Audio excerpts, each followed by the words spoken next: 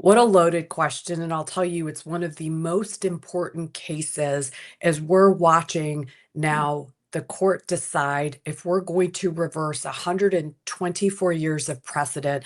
I think when you look at birthright citizenship, President Trump used an executive order to revoke citizenship that was given to illegal immigrant children.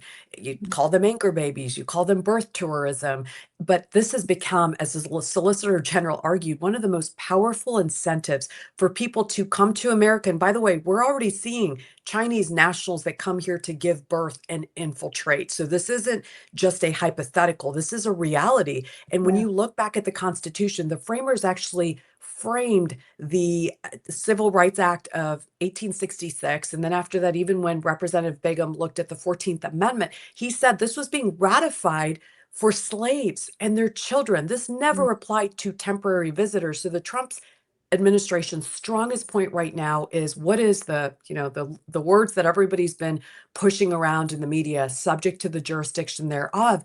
And that means complete political jurisdiction. That's allegiance. That's making sure that you came here legally. Now, opponents, of course, are arguing that the administration is swimming against this very strong current because there's also a United States v. Wong Kim ARC case out there that allowed for a Chinese national to receive citizenship. But the biggest mistake that people are making in that analysis Mm. is this individual's parents were legally domiciled here.